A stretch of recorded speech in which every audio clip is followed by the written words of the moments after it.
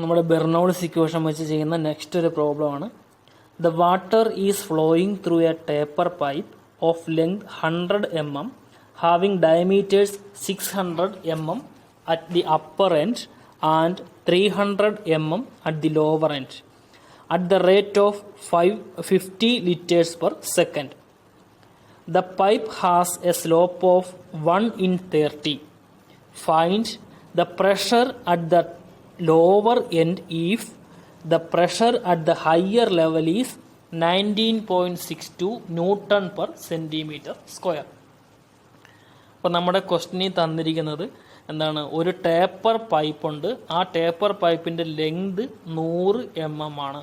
Okay, അതിൻ്റെ diameter എന്ന് പറയുന്നത് ഒരു പോയിന്റിൽ ഒരു എൻഡിൽ 600 mm അടുത്ത എൻഡിൽ 300 mm ആണ്.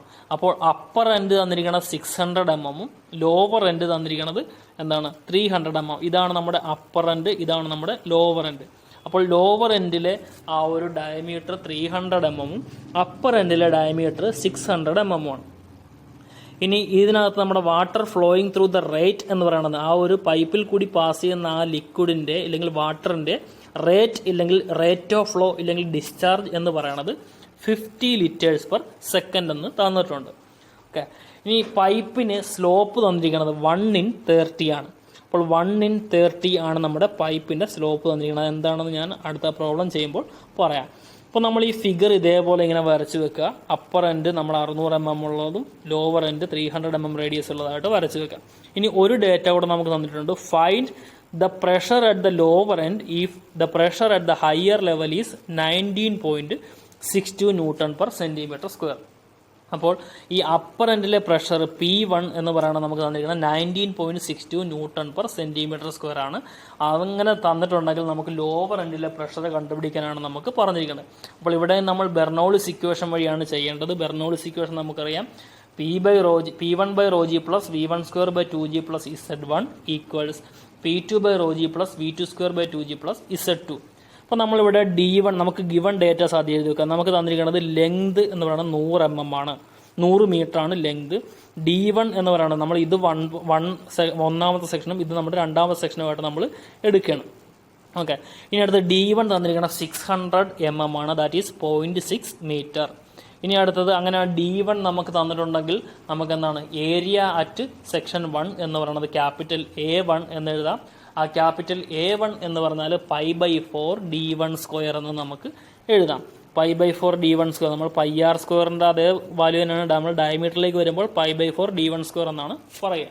ഓക്കെ, അപ്പോൾ നമ്മളവിടെ സബ്സ്റ്റിറ്റ്യൂട്ട് ചെയ്യുക. π/4 ഇൻറ്റു D1 എന്ന് പറയുന്നത് 0.6 മീറ്റർ ആണ്, that is π/4 into 0.6 square.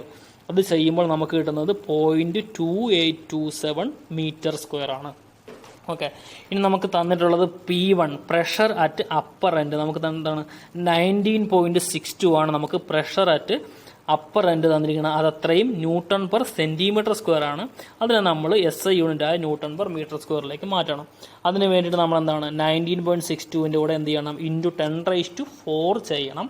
Into 10⁴ ചെയ്താലാണ് നമുക്ക് എന്ത് ന്യൂട്ടൺ പെർ മീറ്റർ സ്ക്വയറിലേക്ക് വരിക. അപ്പോൾ നമുക്ക് സാധാരണ ഒരു സംശയം നമുക്ക് അവിടെ ഉണ്ടാവും, സെൻറ്റിമീറ്ററിനെ മീറ്റർ ആക്കുമ്പോൾ 10⁻⁴ അല്ലേ വരേണ്ടത്, എന്താണ് 10⁴ ഇട്ടെന്നുള്ളത്. അപ്പോൾ ഇവിടെ നമ്മൾ ഇതിനകത്തോട്ട് നമുക്ക് നോക്കുക, ഇവിടെ വന്നിരിക്കുന്നതാണ് നമുക്ക് 19.62 newton divided by centimetre square ആണ്. അപ്പോൾ നമുക്ക് ഈ ഡിവൈഡഡ് ബൈ ന്യൂട്ടൺ കഴിഞ്ഞ് താഴത്ത് വരുന്ന ഈ ഡിനോമിനേറ്ററിലാണ് നമ്മൾ സെൻറ്റിമീറ്റർ സ്ക്വയറിനെ മീറ്റർ സ്ക്വയർ ആക്കേണ്ടത്. അപ്പോൾ നമ്മൾ ഡിവൈഡഡ് ബൈ 10⁻⁴ മീറ്റർ സ്ക്വയർ എന്ന് ഇടുക. അങ്ങനെ 10⁻⁴ മീറ്റർ സ്ക്വയർ എന്ന് ഇട്ടാൽ ഈ 10⁻⁴ ഡിനോമിനേറ്ററിൽ കിടക്കുന്നത് നേരെ മുകളിലേക്ക് വരുമ്പോൾ 10⁻+4 ആവും.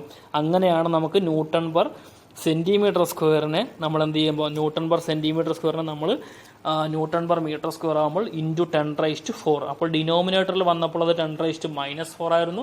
അത് ന്യൂമറേറ്ററിലേക്ക് വന്നപ്പോൾ 10⁻⁴, ന്യൂമറേറ്ററിലേക്ക് വരുമ്പോൾ അത് 10⁻⁴ ആവും. അങ്ങനെയാണ് നമുക്ക് 19.62 into 10⁻⁴ newton per metre square എന്ന് കിട്ടുന്നത്. ഇനി അടുത്ത ലോവർ എൻഡിലെ വാല്യൂസ് നമുക്ക് തന്നിരിക്കുന്നത് D2 എന്ന് പറയുന്നത് നമുക്ക് 300 mm ആണ്, ദാറ്റ് ഈസ് 0.3 മീറ്റർ. ഇനി D2 അറിയാമെങ്കിൽ നമുക്ക് ഏരിയ അറ്റ് സെക്ഷൻ 2 A2 കണ്ടുപിടിക്കാം. A2 കണ്ടുപിടിക്കുന്നുള്ള ഇക്വേഷൻ ഇതാണ്, π/4 D2 സ്ക്വയർ ആണ്. π/4 D2 സ്ക്വയറിൻ്റെ സ്ഥാനത്ത് ആ D2ൻ്റെ സ്ഥാനത്ത് നമ്മൾ 0.3 കൊടുക്കുക. അപ്പോൾ നമുക്ക് വരുന്നത് π/4 ഇൻറ്റു 0.3 സ്ക്വയർ എന്ന് വരും. അപ്പോൾ അത് ചെയ്യുമ്പോൾ നമുക്ക് കിട്ടുന്ന വാല്യൂ 0.07068 മീറ്റർ ആണ്. ഇനി നമുക്ക് ഒരു കാര്യം കൂടെ നമ്മുടെ ക്വസ്റ്റനിൽ തന്നിട്ടുണ്ട്, റേറ്റ് ഓഫ് ഫ്ലോ ഇല്ലെങ്കിൽ ഡിസ്ചാർജ് Q എന്നുള്ളത്. റേറ്റ് ഓഫ് ഫ്ലോ Q എന്ന് പറയുന്നത് നമുക്ക് എന്താണ്, 50 ലിറ്റേഴ്സ് പെർ സെക്കൻഡ് ആണ് നമുക്ക് തന്നിരിക്കുന്നത്. അപ്പോൾ ലിറ്റേഴ്സ് പെർ സെക്കൻഡിനെ മീറ്റർ ക്യൂബ് പെർ സെക്കൻഡ് ആക്കണം നമുക്ക് SI യൂണിറ്റ് കൊണ്ടുവരണം. അപ്പോൾ ലിറ്റേഴ്സ് പെർ സെക്കൻഡിനെ മീറ്റർ ക്യൂബ് പെർ സെക്കൻഡ് ആക്കണമെങ്കിൽ നമ്മൾ അതിന് എന്ത് ചെയ്യണം, ഡിവൈഡഡ് ബൈ 1000 ചെയ്യണം. നമുക്ക് തന്നിരിക്കണം 50 ലിറ്റേഴ്സ് ആണ്. 50 ഡിവൈഡഡ് ബൈ 1000 ചെയ്യുമ്പോഴാണ് നമുക്ക് എന്ത് കിട്ടുന്നത്, 0.05 അത്രയും മീറ്റർ ക്യൂബ് പെർ സെക്കൻഡ്. അപ്പോൾ ലിറ്റേഴ്സ് പെർ സെക്കൻഡിനെ നമ്മൾ മീറ്റർ ക്യൂബ് പെർ സെക്കൻഡിലേക്ക് എത്തിക്കുമ്പോൾ നമുക്ക് ചെയ്യേണ്ടത് എന്താണ്, ലിറ്റേഴ്സ് എത്രയാണോ വാല്യൂ തന്നിരിക്കുന്നത് അതേ ഡിവൈഡഡ് ബൈ 1000 ചെയ്യുക. അപ്പോൾ നമുക്ക് മീറ്റർ ക്യൂബ് പെർ സെക്കൻഡിലെ വാല്യൂ കിട്ടും. ഇനി നമുക്ക് ആ ഒരു ഡാറ്റ നമ്മുടെ ആ ഒരു ഫിഗറിലേക്ക് നമ്മൾ നോക്കുമ്പോൾ നമുക്കിവിടെ ഡാറ്റം നമ്മുടെ ഈ സെക്കൻഡ് പോയിന്റ് ഏതാണോ, നമ്മുടെ സെക്കൻഡ് പോയിന്റിന്റെ പൈപ്പിന്റെ സെൻട്രൽ കൂടി നമ്മളൊരു ലൈൻ വരക്കുക. അതാണ് നമ്മുടെ ഡാറ്റം ലൈൻ. അങ്ങനെ വരുമ്പോൾ നമുക്ക് Z2 എന്ന് പറയുന്നത് 0 ആണ്. ഇനി Z1 കണ്ടുപിടിക്കാനാണ് നമുക്ക് ആ ഒരു എന്ത് പറയുക, സ്ലോപ്പ് 1 in 100 എന്ന് പറഞ്ഞ് തന്നിരിക്കണം. അപ്പോൾ ഈ 1 in 30 എന്ന് പറഞ്ഞാൽ നമുക്ക് സ്ലോപ്പ് വന്നിട്ടുണ്ട്. അപ്പോൾ 1 in 30 എന്ന് പറഞ്ഞ സ്ലോപ്പ് എന്ന് പറഞ്ഞാൽ എത്രയുള്ളൂ, ഒരു 30 യൂണിറ്റ് ലെങ്തിന് 1 യൂണിറ്റ് ഹൈറ്റ്. അപ്പോൾ ഇത് നമുക്ക് ഞാനിപ്പോൾ കുറച്ചുകൂടെ മാറ്റി വരക്കുകയാണെങ്കിൽ ഞാനിവിടെ ഒരു 30 യൂണിറ്റുള്ള ഒരു ലൈൻ വരച്ചു. അവിടെ ഞാനൊരു 1 യൂണിറ്റുള്ള ലൈൻ മുകളിലേക്ക് വരച്ചു. ഇനി ഇത് രണ്ടും കൂടെ ജോയിൻ ചെയ്യുന്ന ഈ ലൈനാണ് നമുക്ക് സ്ലോപ്പ് 1 in 30 എന്ന് പറയണത്. 1 in 30 എന്ന് പറഞ്ഞ സ്ലോപ്പാണ് ഞാൻ ഇവിടെ ഇപ്പോൾ AB ആയിട്ട് ഞാൻ മാർക്ക് ചെയ്തിരിക്കുന്നത്. അപ്പോൾ ഇതിനാണ് 1 in 30 സ്ലോപ്പ് എന്ന് പറയുന്നത്. അങ്ങനെ വരുമ്പോൾ നമുക്ക് ആ ഒരു Z1 ഹൈറ്റ് കണ്ടുപിടിക്കാനായിട്ട് നമുക്ക് ചെയ്യേണ്ടതാണ്, Z1 ഹൈറ്റ് കണ്ടുപിടിക്കാൻ നമുക്ക് total length of the pipe എന്ന് പറയുന്നത് 100 ആണ്. അപ്പോൾ 100 ഇൻറ്റു 1/30 ചെയ്യുക. 100 ഇൻറ്റു 1/30 ചെയ്യുമ്പോൾ നമുക്ക് കിട്ടുന്നത് 10/3 ആണ്. ആ 10/3 ആണ് നമ്മുടെ ആ ഒരു ഫസ്റ്റ് പോയിന്റ് നമ്മുടെ ഡാറ്റം ലൈനിൽ നിന്നുമുള്ള ഹൈറ്റ് എന്ന് പറയുന്നത്. ഓക്കെ, ഫസ്റ്റ് പോയിന്റ് നമ്മുടെ ഡാറ്റം ലൈനിൽ നിന്നുള്ള ഹൈറ്റ് എന്ന് പറയുന്നത് നമുക്ക് ആ കിട്ടിയിരിക്കുന്നതാണ്. അപ്പോൾ നമുക്കിനി അടുത്തത് ഡിസ്ചാർജ് നമുക്കറിയാം. Q = A1V1 അല്ലെങ്കിൽ A2V2 ആണെന്ന് നമുക്കറിയാം. നമുക്ക് ഡിസ്ചാർജിൻ്റെ വാല്യൂ വന്നിട്ടുണ്ട്. അതുവഴി നമുക്ക് V1ഉം V2ഉം കണ്ടുപിടിക്കാൻ പറ്റും. നമുക്കിങ്ങനെയാണ്, നമുക്ക് V1 നമുക്ക് ഈ ഒന്നാമത്തെ ഇക്വേഷൻ Q = A1V1 എടുക്കുകയാണെങ്കിൽ നമുക്ക് എന്താണ്, അതിൽ നമുക്ക് V1 കണ്ടുപിടിക്കേണ്ടത് Q ഡിവൈഡഡ് ബൈ A1 ചെയ്താൽ മതി. നമുക്കിവിടെ A1 അറിയാം, Q അറിയാം. അങ്ങനെയാണെങ്കിൽ V1 = Q divided by A1 എന്ന് പറയുമ്പോൾ നമുക്ക് 0.05 ഡിവൈഡഡ് ബൈ 0.2827 വരും. അത് നമ്മൾ കാൽക്കുലേറ്റ് ചെയ്യുമ്പോൾ നമുക്ക് കിട്ടുന്ന ആൻസർ 0.1768 മീറ്റർ പെർ സെക്കൻഡ് ആണ്. അപ്പോൾ നമുക്കവിടെ 0.177 മീറ്റർ പെർ സെക്കൻഡ് നമുക്കത് V1 എന്ന് കിട്ടും. ഓക്കെ, V1 നമുക്ക് ഇത്രയും വാല്യൂ കിട്ടി. ഇനി അടുത്തത് നമുക്ക് പറയുന്നത് V2 എന്ന് പറഞ്ഞാൽ നമ്മൾ കണ്ടുപിടിക്കുന്നത് എങ്ങനെയാണ്, നമുക്ക് ഡിസ്ചാർജിൻ്റെ ഇക്വേഷൻ Q = A2 × V2 ആണ്.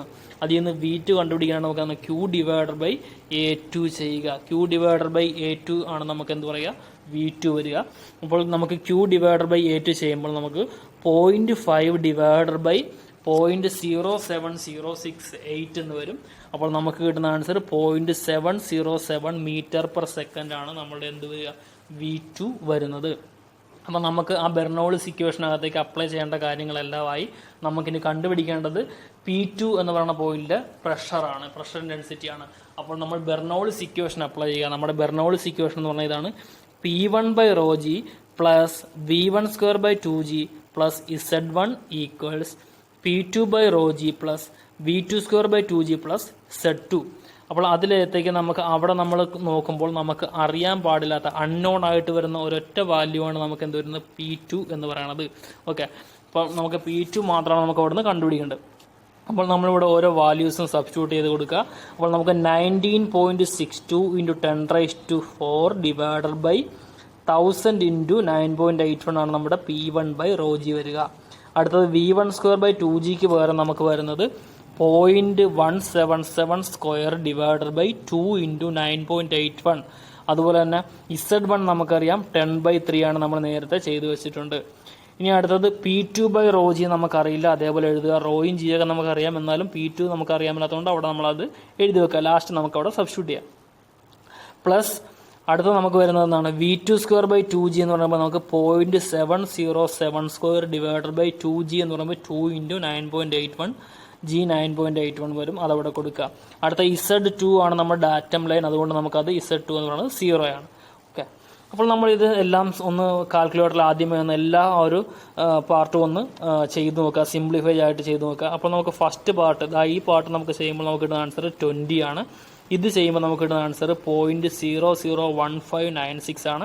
ഈ 10/3 എന്ന് പറയുന്നത് 3.334 ആണ്. ഓക്കെ, അതേപോലെ P2/ρg അറിയില്ല, അത് അതേപോലെ തന്നെ എടുത്ത് താഴത്തേക്ക് എഴുതുക. അടുത്ത 0.707 സ്ക്വയർ ഇൻറ്റു 2G എന്ന് പറയുന്നത് നമുക്ക് കിട്ടുന്നത് 0.0254 ആണ്. ഓക്കെ, അതെല്ലാം അവിടെ എഴുതുക. ഇനി നമുക്ക് എന്താണ്, ഈ ഒരു 20 പ്ലസ് 0.001596 പ്ലസ് 3.334 എന്ന് പറയുന്നത് നമുക്ക് വരുന്നത് 23.335 ആണ്. ഈ ഒരു 2.0254 നമ്മൾ ലെഫ്റ്റ് സൈഡിലേക്ക് കൊണ്ടുവരുമ്പോൾ മൈനസ് 0.0254 എന്ന് വരും. അപ്പോൾ നമ്മൾ 23.335 മൈനസ് 0.0254 ചെയ്യുമ്പോൾ നമുക്ക് കിട്ടുന്നത് P2/ρg ആണ്. ഇനി നമ്മൾ ആ റോയുടെ സ്ഥാനത്ത് 1000 കൊടുക്കുക, ജിയുടെ സ്ഥാനത്ത് 9.81 കൊടുക്കുക. ഓക്കെ, എന്നിട്ട് എന്ത് ചെയ്യുക, നമ്മൾ ഈ ഒരു ഇത്രയും വാല്യൂ നമുക്ക് കിട്ടുന്നതെന്ന് പറഞ്ഞാൽ 23.3 വരും. ആ 23.3 ഇൻറ്റു എന്താണ് 1000 ഇൻറ്റു 9.81 എന്ന് പറഞ്ഞാൽ 9810 ആണ്. അപ്പോൾ 23.3 ഇൻറ്റു 9810 ചെയ്യുമ്പോൾ നമുക്ക് 22.8573 അത്രയും Nm/m² നമുക്ക് ആൻസർ കിട്ടും. അപ്പോൾ എഗെയിൻ നമുക്ക് Nm/cm² ആക്കണമെങ്കിൽ നമ്മൾ എന്ത് ചെയ്യണം, Nm/cm²നെ Nm/m² ആക്കാൻ നമ്മൾ ഇൻറ്റു 10⁴ ആണ് ചെയ്തതെങ്കിൽ Nm/m²നെ നമ്മൾ Nm/cm² ആക്കാനായിട്ട് ഇൻറ്റു 10⁻⁻⁴ ചെയ്യണം. അപ്പോൾ നമുക്ക് ഈ വാല്യൂ 228573 അത്രയും വാല്യൂവിനെ ഇൻറ്റു 10⁴, അതായത് ഡിവൈഡർ ബൈ 10,000 ചെയ്യുമ്പോൾ നമുക്ക് 22.857 Nm/cm² എന്ന് ആൻസർ കിട്ടും. അപ്പോൾ നമ്മൾ ഇങ്ങനെയാണ് ഇതേപോലത്തെ പ്രോബ്ലംസ് നമ്മൾ ചെയ്യേണ്ടത്. എങ്ങനെയാണ്, അപ്പോൾ ബെർണോൾസ് ഇക്വേഷൻ വെച്ചിട്ട് നമ്മൾ ഒരു പ്രോബ്ലം ചെയ്യുമ്പോൾ നമ്മൾ ഇങ്ങനെയാണ് ചെയ്യേണ്ടത്. ഓക്കെ, നമ്മൾ ബെർണോൾസ് ഇക്വേഷനകത്ത് അറിഞ്ഞിരിക്കണം P1/ρg plus V1²/2G plus Z1 is equal to P2/ρg plus V2²/2G plus Z2. Okay, എല്ലാവർക്കും തെറ്റിപ്പോകുന്നൊരു ടോപ്പിക്കാണ്. ബെർണോൾസ് ഇക്വേഷൻ വെച്ചിട്ടുള്ള ആ ഡെറിവേഷനോ അതല്ലെങ്കിൽ ഇതിൻ്റെ ഏതെങ്കിലും ഒരു പ്രോബ്ലമോ നമുക്ക് എങ്ങനെയായാലും ഉറപ്പിക്കാവുന്ന ഒരു പാർട്ടാണ്. ഓക്കെ, അപ്പോൾ ഇങ്ങനെയാണ് നമ്മൾ ബെർണോൾസ് ഇക്വേഷൻ വെച്ചിട്ടുള്ള പ്രോബ്ലംസ് എല്ലാം ചെയ്യേണ്ടത്. നമ്മൾ ക്വസ്റ്റ്യൻ ക്ലിയർ ആയിട്ട് വായിച്ച് നോക്കുക. അതിനുശേഷം നമ്മൾ ഓരോ യൂണിറ്റിനെയും SI യൂണിറ്റിലോട്ട് മാറ്റിയിട്ട് വേണം നമ്മളത് ചെയ്യാനായിട്ട്.